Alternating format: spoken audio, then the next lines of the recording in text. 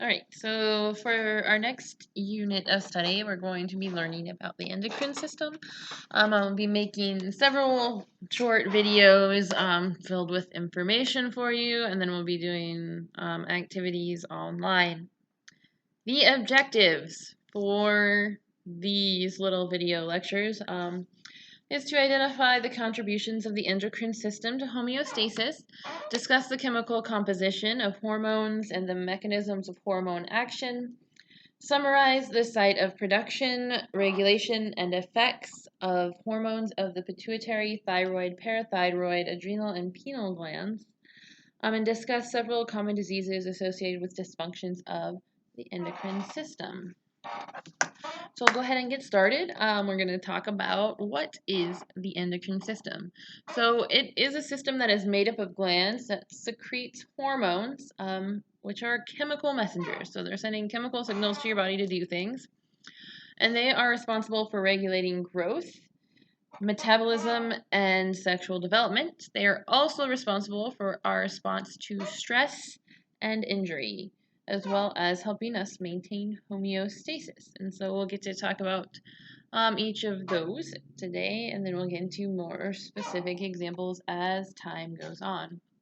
So the big idea here is that hormones are chemical messengers that act on target cells. So first, let's talk a little bit about the major structures of the endocrine system. So we have your pineal, hypothalamus, and pituitary, which are all in the brain. You have your thyroid and parathyroid, which are located in your throat. You have your thymus above your heart, adrenal above the kidneys, pancreas under the stomach, and your ovaries and testes in your lower abdomen and groin area. So there are two different systems going on here. So we're looking at the endocrine, and endocrine is secretions inside the body, but you might hear about the exocrine.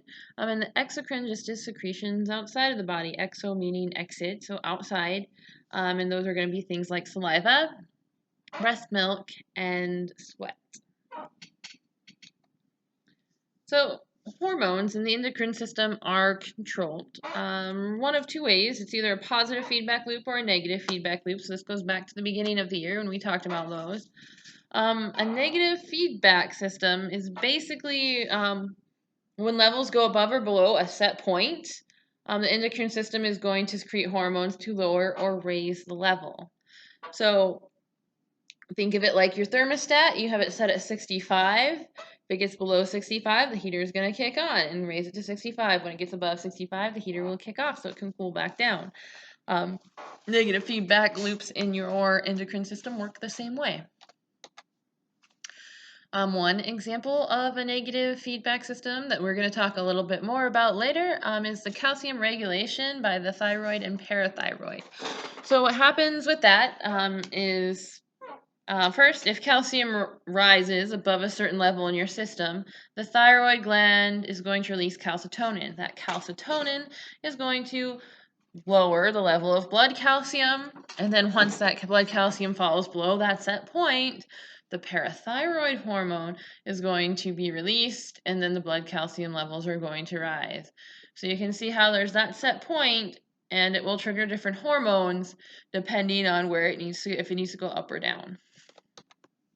Another example of a negative feedback loop, which we will talk about in more detail, is the glucose levels and how that is regulated in your body. So those are basically, your liver and your pancreas. And insulin is produced in the pancreas, and that's going to cause sugar to be taken up by the cells. So in this negative feedback loop, let's say you start with low blood sugar. If you have low blood sugar, it's going to promote the release of glucagon from the pancreas. That glucagon is going to go to the liver, and it's going to raise the blood sugar. Now, if your blood sugar is high, it's going to get your pancreas to produce insulin, which is going to lower the blood sugar.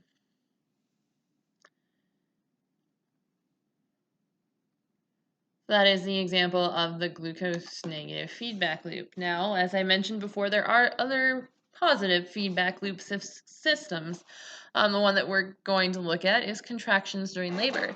So basically what happens here, so the head of the baby pushes against the cervix. That means the nerve impulses from the cervix are transmitted to the brain. That stimulates the pituitary gland to release oxytocin. Oxytocin is carried to the bloodstream, from the bloodstream to the uterus. Oxytocin stimulates uterine contractions and pushes the baby towards the cervix. The head of the baby pushes against the cervix, a nerve impulse from the cervix is transmitted to the brain, and it just keeps going in one continuous circle until, the baby is delivered. So contractions during labor are a positive feedback loop because it's just going to keep going and going and going. The pituitary gland is what's controlling all of this, and that was located below the brain, if you remember that from our nervous system. And it is considered the master gland. So it's the gland that controls all the other glands. And its actions are controlled by the hypothalamus. So it goes hypothalamus, pituitary, all the other glands in the endocrine system. So we're going to look at some anterior pituitary hormones first. First one to talk about is prolactin. So prolactin, or PLR, is a hormone that stimulates milk production from a woman's breast after childbirth. And so this can also affect sex hormone levels from the ovaries in women and the testes in men. So it has a few roles that it plays, and we'll actually be reading a news article later on the effects of that. Another hormone is the growth hormone, or GH, and that stimulates growth in childhood. It is important for maintaining a healthy body composition. So in adults, it's important for maintaining muscle mass and bone mass, and it also affects fat distribution in the body. Another interesting hormone that we have is myostatin, and that's inhibiting muscle growth.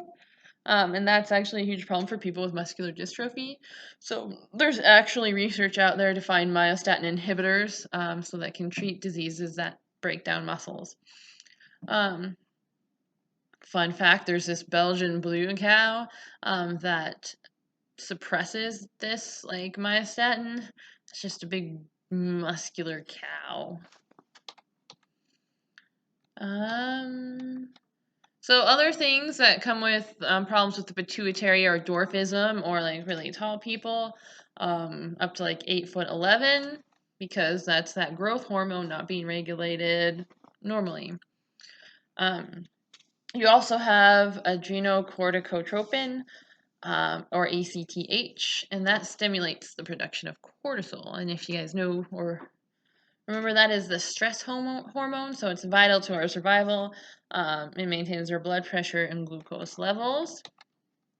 Then you have your thyroid stimulating hormone, which control and regulates your metabolism, energy, growth, and development, as well as nervous system activity. So it stimulates the thyroid gland to make thyroid hormones. You have luteinizing hormone, or LH, which regulates your testosterone and estrogen.